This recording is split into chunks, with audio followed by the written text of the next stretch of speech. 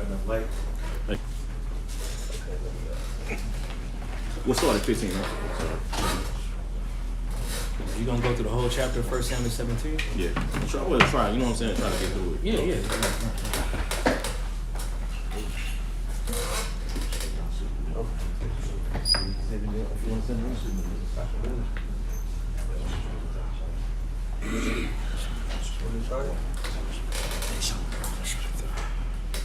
You good, good. Hey, those apartments over there, is a cooler park in front of them? Say from 10 to 5. You talking about the Metropolitan? Yeah, it's kind of. Okay, good. Yeah, you can talk about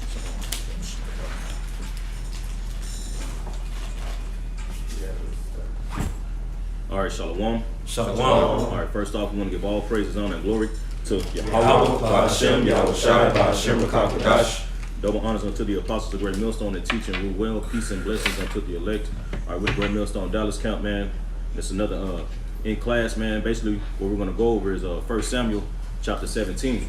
Okay, we're going to go over basically, you know, the David and Goliath story, man, because we're in a time where that same thing that played out in it's like 1 Samuel 17 is about to be played out again in this time, man, because it's a giant in the earth right now, you know what I'm saying, by the name of Esau Edom, man, who got everybody spooked.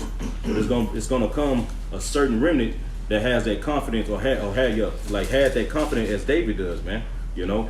And this message needs to be pushed out, let me say that too, man, because you got a lot of camps out there, man, who's basically saying, you know, scoffing at miracles, you know.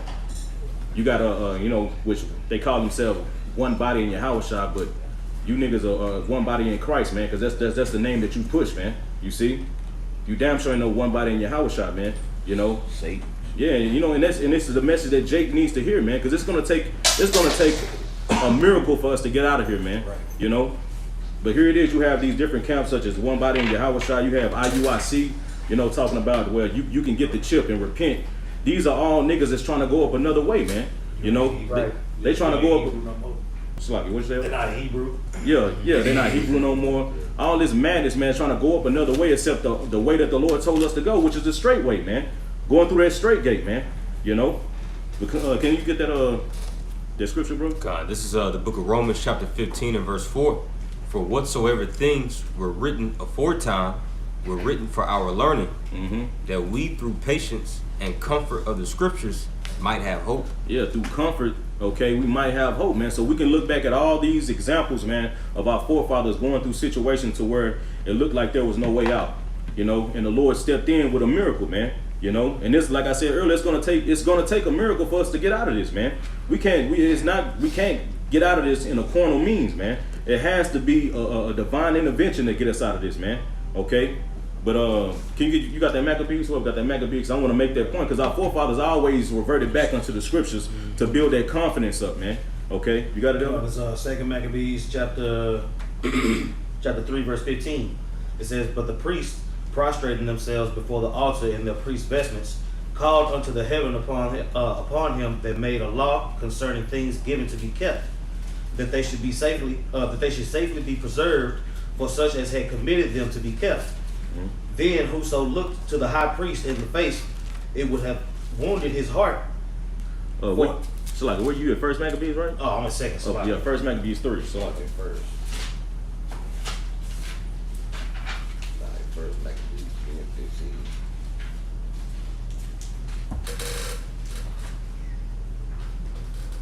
All right. So she made him ready to go up. First Maccabees 3 and 15. Judas Maccabees, okay, and Mattathias, the sons of Mattathias, man. To whom Judas answered, it is no matter hard multitude. Weapons of our warfare are not carnal, man. You see? And when the story that we're going to go to in 1 Samuel 17, man, David, we're going to go into the story. When you read, David basically said that, man, Second, but I will have mercy upon the house of Judah. Going to what you And Azekah, on each side of each other, man, okay? And then we're going to, cubits and you know, and the weight of the colt was 5,000. And the weight of the colt was 5,000. it's like it rains. It's going to be struggling. And let him come down. So that movie, Troy, that's basically 277. Excuse me, Kara. It says to reproach, to taunt, to blaspheme, defied, jeopardized to rail to a Chapter 13, and I just said it right here in verse 6. And it says, and he opened his mouth and blew. Reputation, man, you know, and then his tongue is being pushed out all throughout the planet Earth, man. You know, he's boasting it. Hey, there is no God. This and that. His philosophies, the Big Bang theory, man. He's blaspheming against the Lord, man. You know, the heavens saying that the Heavenly Father and His only begotten Son is a so-called white man. The angels are white. You know, Israel is white. You know, all that, man. He's blaspheming, saying the angels are aliens or little green man. You know, that's blaspheming, man. Okay, so let's go back. Can I say that devil Noah, Yuval Noah That's Harari, another example. he made a couple of blasphemous statements. He said that the Son of God was fake news. You know, commit something and then the Lord would get angry at us and then a drought would come. He said, now that we have our own water, we can make it imagine. No, sorry. No, I said, like, when you continue reading the story, you can see how proud Goliath was, man. And Esau was boasting in that same pride. That's a proudful statement to say that if the Lord can try to sense, well, we got technology that you know what I'm saying, it can't affect, not knowing that, nigga, if the Lord don't want that to work, it ain't gonna work, man. You see? The Lord gave you the technology. Exactly. That's right. And that's why it says in the book of Obadiah, the pride of thine heart hath deceived thee. Yep. So they've even been deceived by their own form of pride that the Lord had given them. That's right. This is Ezekiel 35 and verse 12, and this is concerning Mount Seir. We read the second verse. It says, and thou shalt know that I am the Lord, and that I have heard all thy blasphemies which thou hast spoken against the mountains of Israel, saying they are laid desolate, they are given us to consume. Thus with your mouth you have boasted against me, and have multiplied your words against me. I have heard them. You know, so like you said, you know, Esau's moving in the same spirit as Goliath was, man. That's right. We can get back to the story, bro. Gone, bro. This is back in the book of 1 Samuel, chapter 17, verse 11. And it reads, when Saul and all Israel heard these words of the Philistine, they were dismayed and greatly afraid. Yeah, so everybody was afraid of him, man. And you can imagine, you know what I'm saying, there was some big dudes in the army of Israel, man. You know, when you go and read about Saul, it says Saul stood taller than all the rest, man. You see, so Saul wasn't just no little man either, man. You know, you go into David's brothers, man, because it's gonna go on to bring up David's brothers, man. They weren't no little dudes, man. These are big dudes, man. You know, dudes that are warriors, man. And Goliath had them shook just like Esau has these different other camps shook us, man, to the point to where they don't even want to talk about Esau no more. They want to divert it. Oh, well, you know, like Esau, you know, we ain't talking to you. All you want to do is talk about the white man, man. What you supposed to, man? The Esau and Jacob in the end times, man. You supposed to talk about this, man. It says in 2 Thessalonians that man of sin shall be revealed. You supposed to bring this up, man. Yeah. You know? I mean, If I may add, okay. It's just not spiritual in today. Their heart not in the right place. When Joshua was, when the Lord put the Spirit on Joshua to come and take over the land, it was a recurring phrase. They said, only be thou strong and of a very good courage. That kept being said through the chapter, like Joshua 2. All right, and then when you go back and let me read it real quick. It's 1 Samuel 13. When the Lord chose, when he was saying, Saul, you're not going to be the ruler anymore.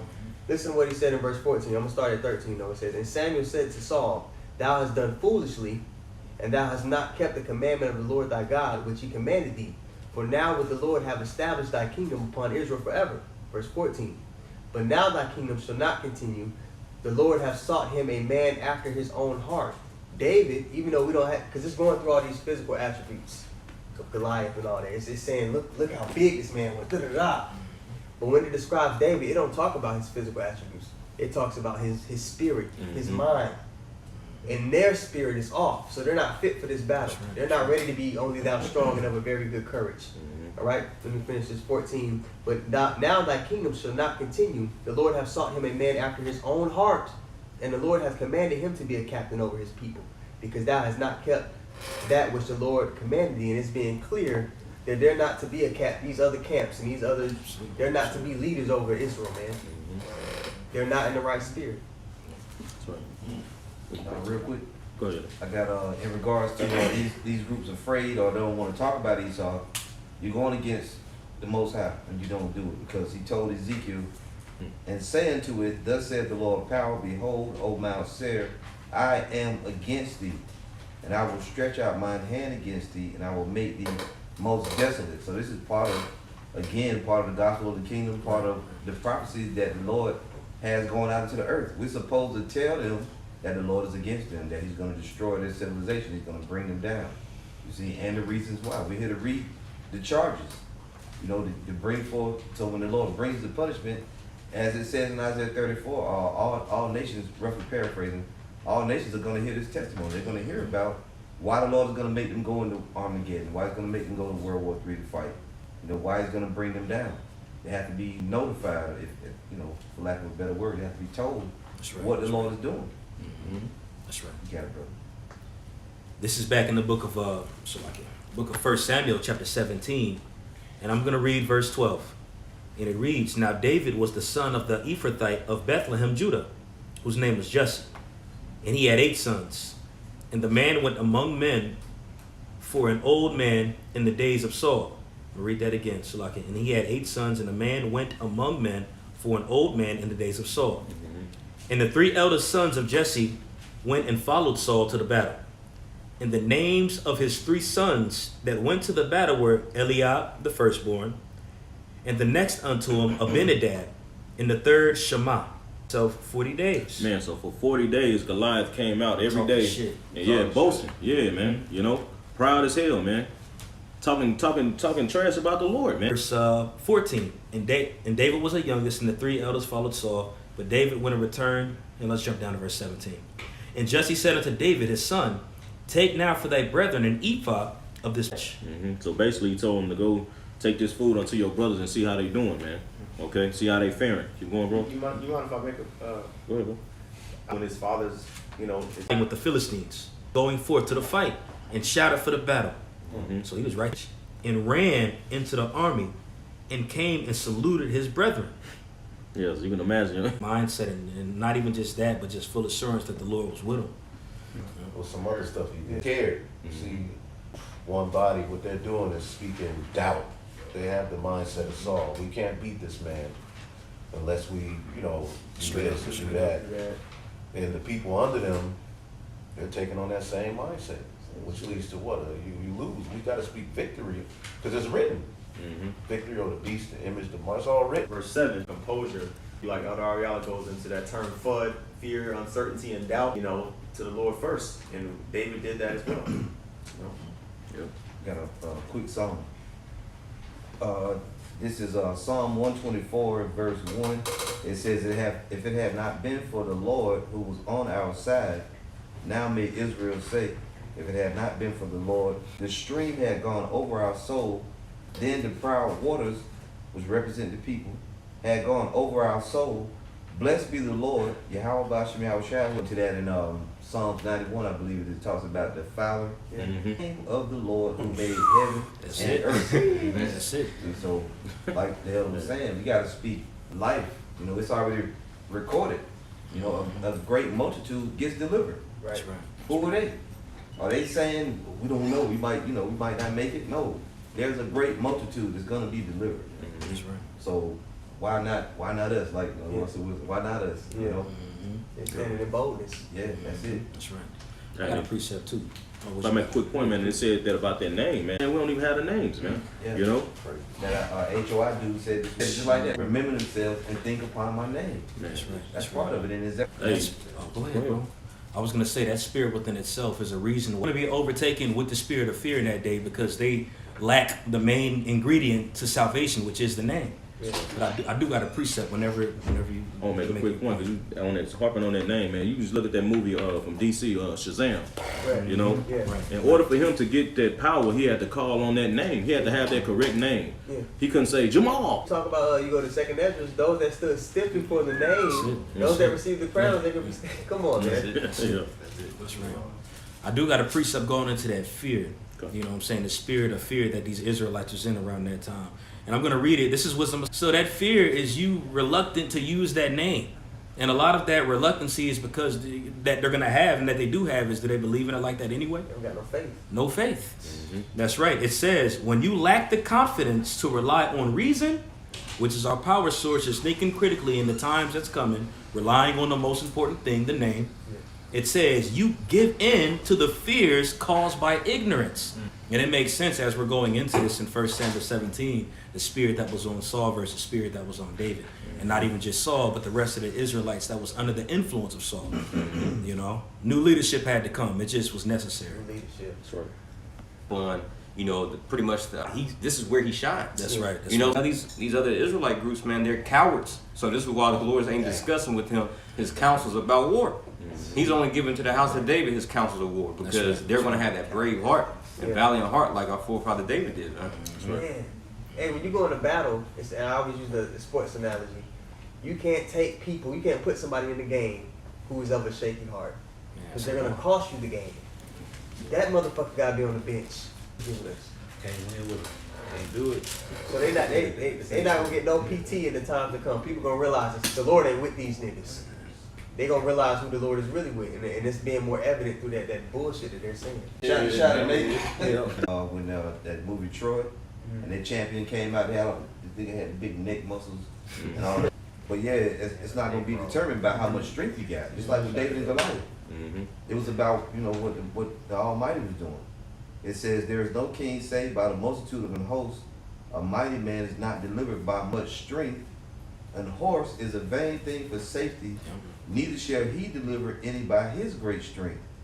Behold, the eye of the Lord is upon them that fear him, upon them that hope in his mercy, to deliver their soul from death, and to keep them alive in famine. Our soul waited for the Lord. He is our help and our shield. For our heart shall rejoice in him, because we have trusted in his holy name. There it is again. His holy name. Which is why these groups are laboring so much, with the whole name thing. What's the big deal? Hebrew Israelites are known that the God of Abraham, Isaac, and Jacob. That's right. Right? If we saying we Israelites, our God has a name. He identified himself. Yeah. Verse 22, let thy mercy, O Yahweh, be upon us according as we hope in thee. And I mean that's it. Right. Yep. But when you look at this story, man, it was basically a miracle that happened, man. Because looking at it carnally, man, you would look how could David win? It's no slight. How, bro? This dude, when we continue reading, it's gonna say, bro, he was a man of war from his youth. 32. Bro, Saul said he was a man of war from his youth. So he had to have a reputation, bro. Right. Yeah. Oh man, David was inexperienced in war. Yeah. That shows you the Lord took complete control and he understood that because he had carriage in the hand of the keeper of the carriage and ran into the army. Heard him. You see, and saying that David heard him because David had a different spirit from everybody else, man. That's right. You see, it's gonna be a different outcome now. These 40 days that Goliath was out there boasting, now David heard it. Keep going, bro. Verse 24. And all the men of Israel, when they saw the man, fled from him and were so afraid. So you can just imagine this, bro. These men of war that's amongst the nation of Israel, big dudes, probably been warned, had reputation amongst Israel for being a warrior, man. They running scared, man. Right. You see? Hey, and if I may, that was sin. That was even sin right there. One, an unbelieving heart. But there's also, just a quick precept. When you read Deuteronomy 20, there's a law as of going into war. And there's a certain mindset that you have. Say something? Yeah, so that's the point I was making. That nigga can't play. Yeah. That's right. This is Deuteronomy chapter 20, and I'm going to jump to verse 8. And it says, and the officers shall speak further unto the people, and they shall say, what man is there, what man is there that is fearful and faint-hearted? And that's a question. The officer speaking amongst a whole congregation, that's a question that's imposed. And it says, let him go and return to his house, lest his brethren's heart faint as well as his heart. So everybody was a domino effect back then. They're scared of Goliath, and that bled into the whole host of Israel. Contagious. So when David came into the scene, who was experienced in war and didn't hear anything, it brought in a whole new source of light to that situation. And he kept the law. He kept the Most High first. Well, the law does say this. That's it on that point. Hey, we can look at them. So, whenever you have you got scared niggas kill morale. Yeah. That fear, you start letting that fear creep in. Yeah. What if this? What if that? Just like, what if the white man hold us down and put the chip in us? Well, what are you talking about, man? It's not written. That's right. That's right. Have you read in this and found out how many in 10 it says, cursed be he that doeth the work of the Lord deceitfully, Man. and cursed be he that keepeth back his soul from blood. Now we often use, we use that in the spiritual connotation because we're not literally fighting. But if you was in the army or you was in the military and you fled the battlefield, part of his blood and sand. If you would have turned back, the officers in the back would kill you. Yeah, that one guy that was playing, I forgot what troop he was playing. He left the battlefield, Yeah. and they got their asses whooped. And they when the generals came, they was mad. They did that. That's Persians got defeated. Xerxes was mad, and he ordered executions. Yeah. Yeah. Niggas' heads was cut off. They had them, those I forgot what they called them. Oh, I remember that. Internals or whatever they called them. It was cutting heads off. And it was a similar in the next 300 too. They made them, I don't know if it was walk the plank or made them go into the water with heavy weights tied on for getting defeated in battle. So that's some cowardly shit. Yeah. Spirit can't be on you. That kind of spirit can't be on you. 'Cause it makes no sense because like they brought out earlier, it's already written that we win. Just walk the path. It's already been told to you that we win already. Yeah. What is all this questioning? What is this?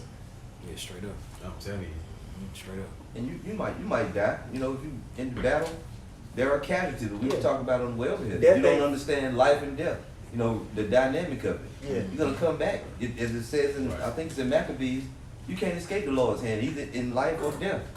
You gotta go face the Almighty. What did Eliezer say? Yeah. When they tried to get him to eat first they said offer the pork, and then he said he wouldn't eat it, and they said, well look, you can get something that is clean and you can pretend like you ate Just the make pork. it look like. Make it look like it. And he said, no, because many persons, because of my treachery, they're gonna fall and think I went to some strange religion. Yeah, that'd be So he tough. took his death.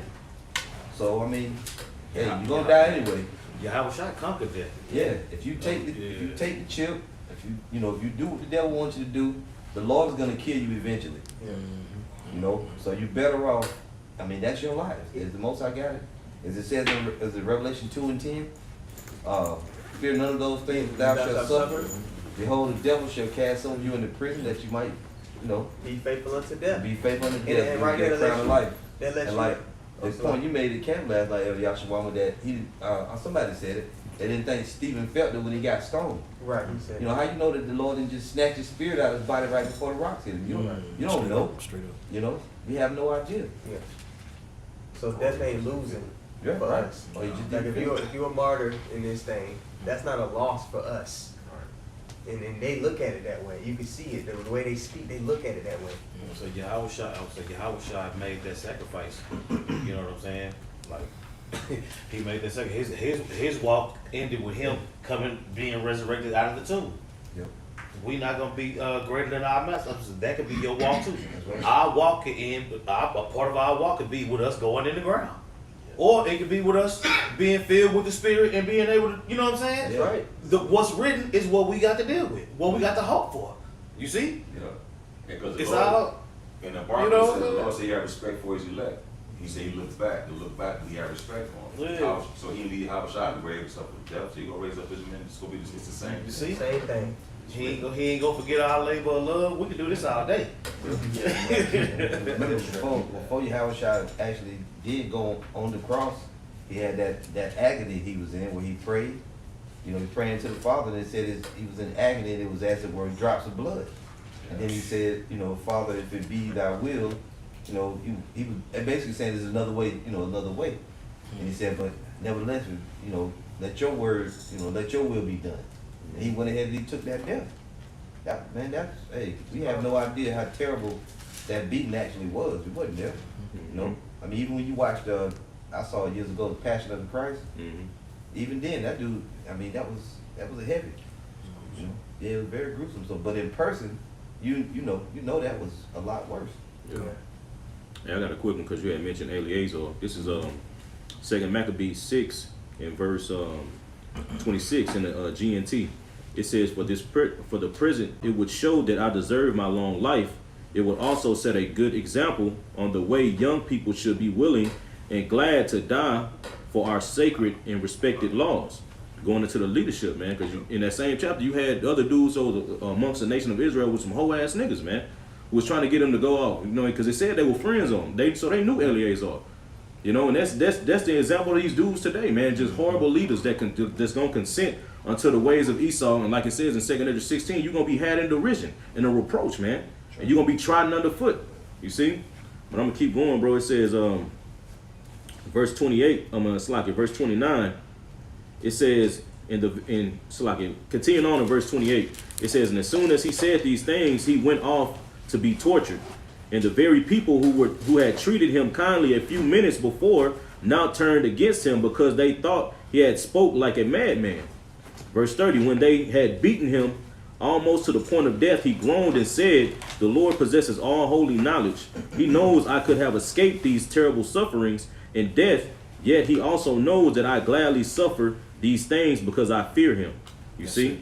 So the elect, you know what I'm saying, is going to have that spirit to, if they do have to take death, they're going to take it, man. And we can look back on these examples like the brother read, you know, before we started the lesson about the things that are written aforetime were written for our learning, man. These are things that builds up your courage and your faith, man. You see, we can look back on the scriptures of examples of our forefathers and what they went through, man.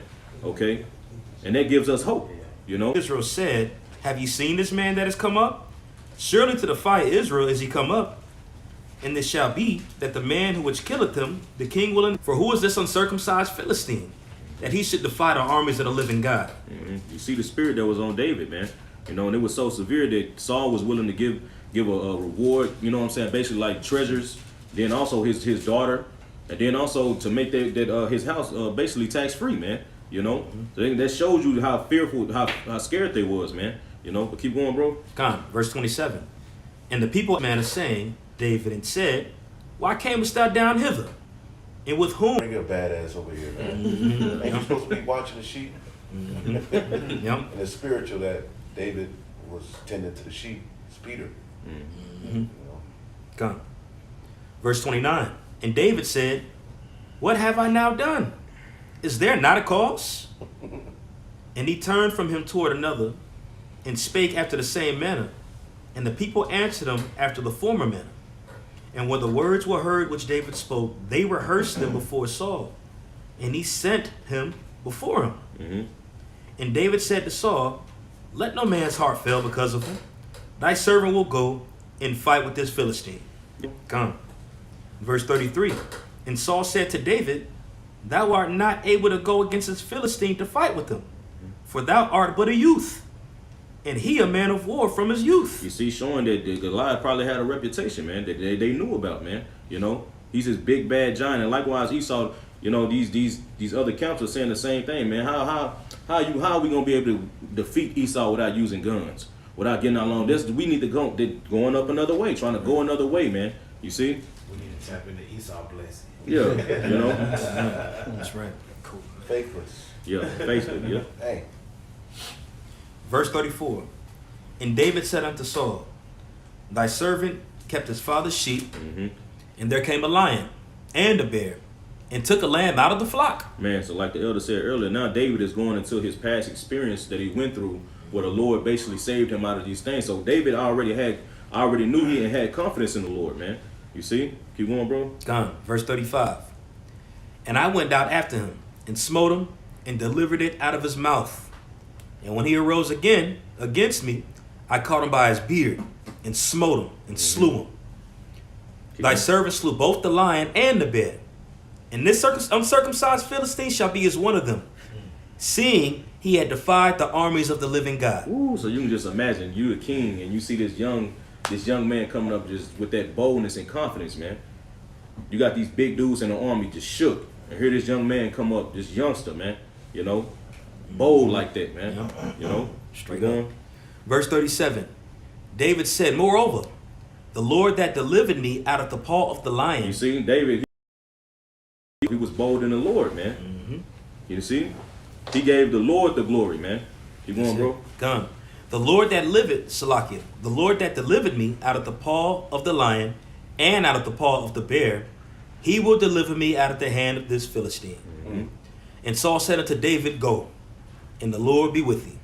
You see, in the times that we coming into, we going through situations right now. Every brother is going through situations right now in their life where the Lord is bringing us through to the point when we get into this time, we're going to be able to boast and have that confidence in the Lord like David did. You see? Because that's what it's going to take, man. If you don't have that confidence and boldness in the Lord, man, you're going to fold to Esau, man. going, bro. Con. Verse 38. And Saul armed David with his armor, and he put a helmet of brass upon his head. Also he armed him with a coat of mail. And David girded his sword upon his armor, and he essayed to go. Yeah, so this armor, Saul gave him his armor off him, man. And you know the king is gonna have the best. He gonna have the best of the best, man. He ain't gonna just be out there with what the regular soldiers got. He gonna have some top notch stuff, man. You see? Keep going, bro. It says, And peep what David said, man. verse 39. And David girded his own sword upon his armor, and he essayed to go, for he had not proved it. And David said unto Saul, how can I go with these? For I have not proved them. And David put them off him. Yeah, so David, He didn't use them. yeah, he didn't use it, It's man. like boxing gloves you ain't familiar with. Like, I got my own, but I don't want to use these boxing gloves. Because David already had armor on, man. He had the armor of the Most High on. Ephesians 6, man. That's right. You see? That's why that corner armor didn't feel right to him, man. You know, like, man, you know, he probably was big on him too and all that, man. You know? Yeah, you know? So he was like, nah, he you know, it felt unfamiliar to him, like you said, bro. You know? And then notice the transition though. He was like, David was so convincing in the spirit that Saul was like, well, you can use my stuff. Yeah, straight up. He just handed it over. You know what I'm saying? Hurry. He's only the king of Israel. That was it. That was it. Yeah.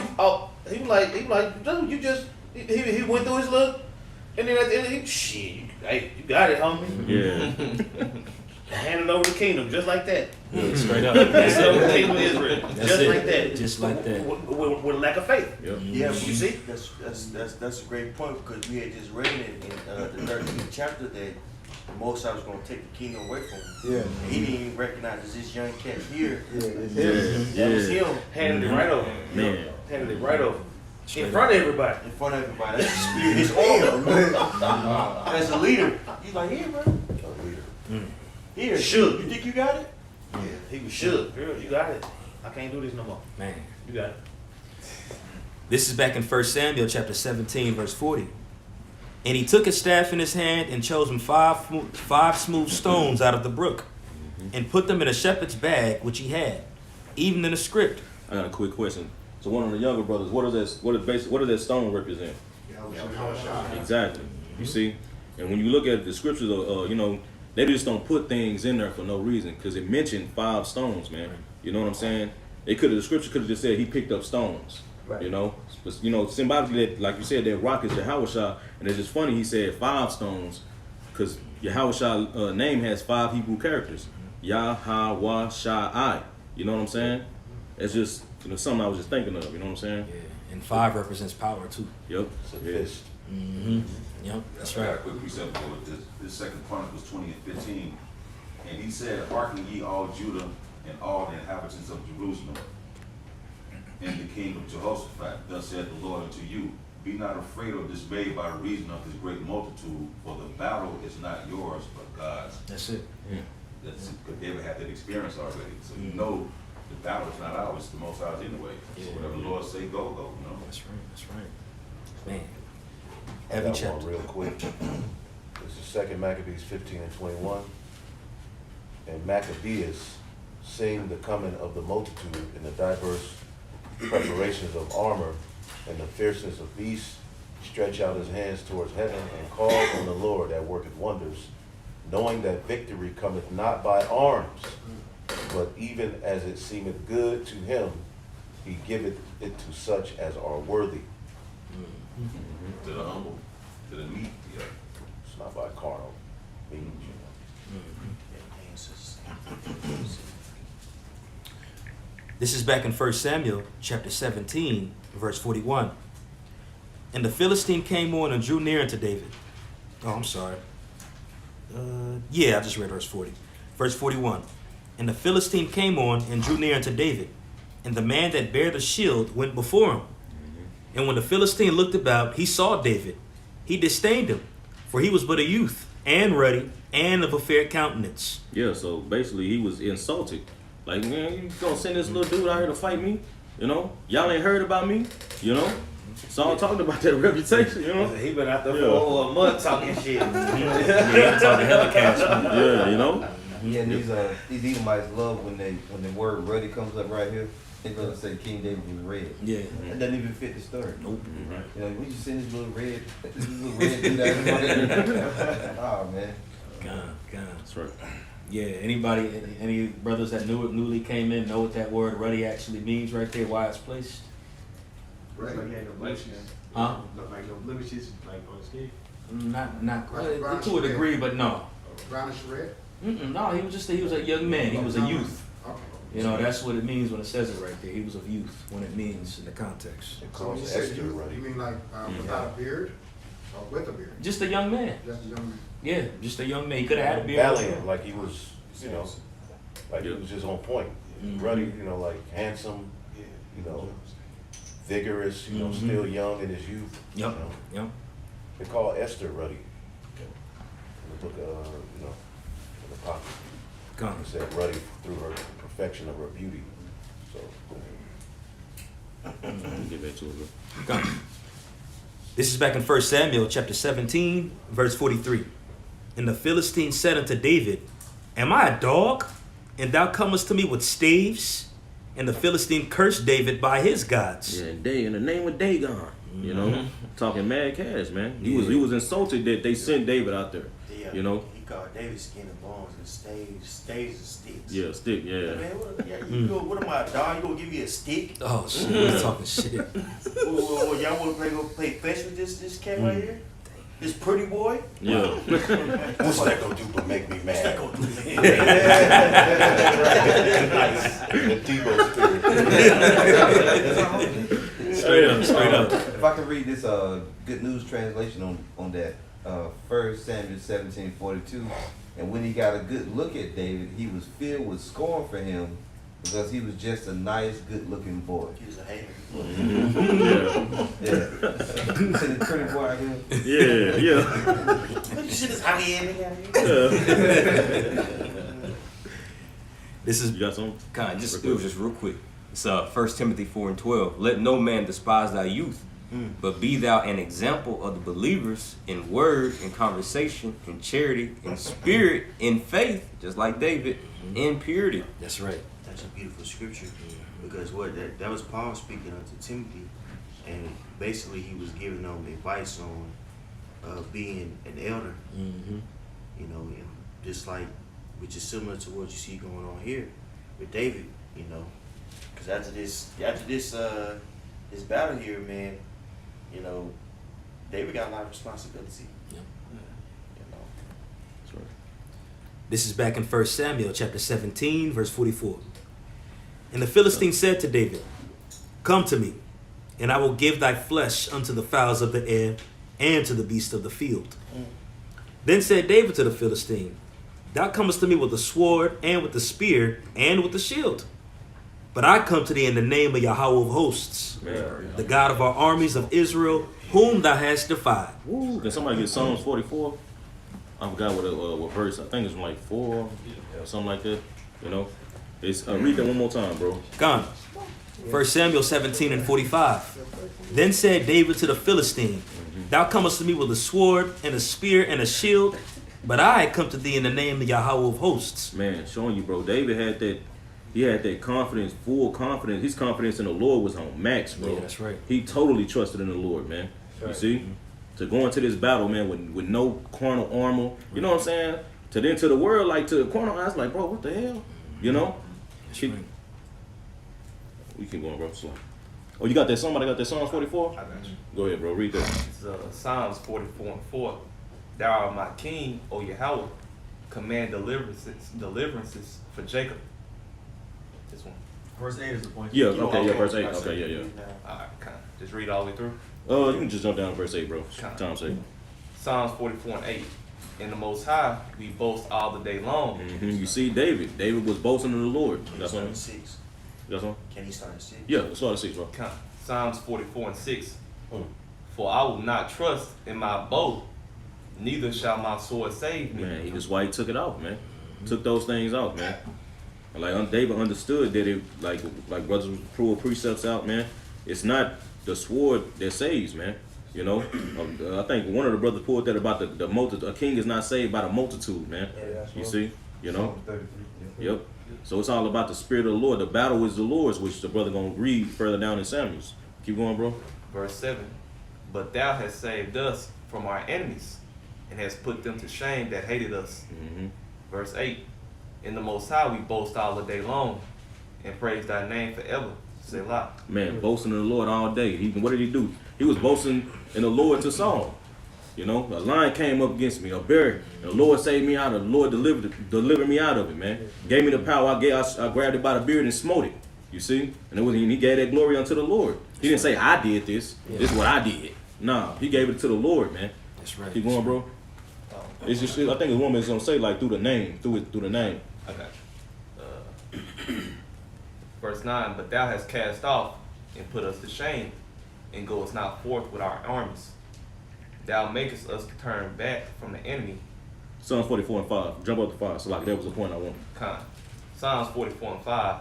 Through thee will we push down our enemies. Mm-hmm. Through thy name will we tread them under thy back, rise up against us. Man, showing you how important that name is, man. That's that source of that power. And that's what David said. You come to me with sword and spear, and I come at you in the name of Yahweh Shem Yahweh Shah, man. And the elect is gonna come into that. They're gonna have that same spirit, man. You know, we don't need no guns. We don't need no damn hospitals, man. All we need is Yahweh Shem Yahweh Shah, man. That's right. I got a precept if I can.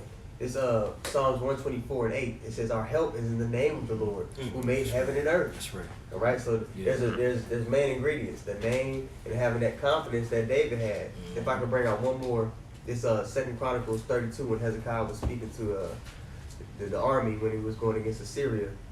2 Chronicles 32 and 8, and I'm reading the NLT. It says, "He may have a great army, but they are merely men. We have the Lord our power to help us and to fight our battles for us." Hezekiah, because of Saul, was lifted off of them when David came in his spirit and defeated Goliath. That's right. Yeah, man, change morale completely. Hey, he was a descendant of David after all, anyway. Oh yeah. Hezekiah. Yeah. This is back in 1 Samuel chapter 17, verse 46. It says, "This day will the Lord deliver thee into mine hand, and I will smite thee, and take thine head from thee, and I will give the carcass of the host, Salakim, and I will give the carcass of the host of the Philistines this day unto the fowls of the air, and to the wild beasts of the earth, and all the earth may know that there is a God in Israel." Man, boasting hard in the Lord, man. Confidence, man. You know? And you see, man, you imagine that, man. This little dude, man, telling this giant that, man. You imagine how you like, what? Yeah, that's right. You know? Keep going, bro. God and David also prophesied it. Yeah, he He did. spoke and boasted in the name of the Lord, and right afterward, he said exactly how it was going to take place. You know, to tit for tat to the T. Man. You know, and that just when you look at it in the grander scheme of things, the same thing applies to his house. We're out here telling Esau how they're going to fall, what's going to take place, and now we're seeing it come to pass. You know, and this is all in the name through Yahweh Shem Yahweh Shah. You Man. know. It says in the book that Acts that David was a prophet. Mm-hmm. Yep. You got it, bro. This is back in 1 Samuel chapter 17, verse 47.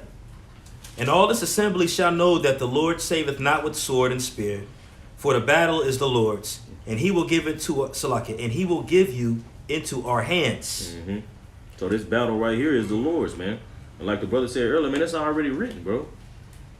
The elect already got the victory, man. You know, so it's just gonna play out in the physical. You see, Esau's already defeated, man. This place is already destroyed, man. That's Yeah, right. you see? Go on, bro. Verse 45. "And it came to pass, when the Philistine arose, he came and drew nigh to meet David, that David hasted and ran toward the army to meet the Philistine." Going back into that movie, Troy. When Achilles came on the scene, what did they do? They came towards each other, man. You know? When Achilles came out, you know, the other army, the dude, big dude, like, got the army, his army hype, man. You just banging on the shield, boom, boom, boom. That's their champion, man. Yeah. You see?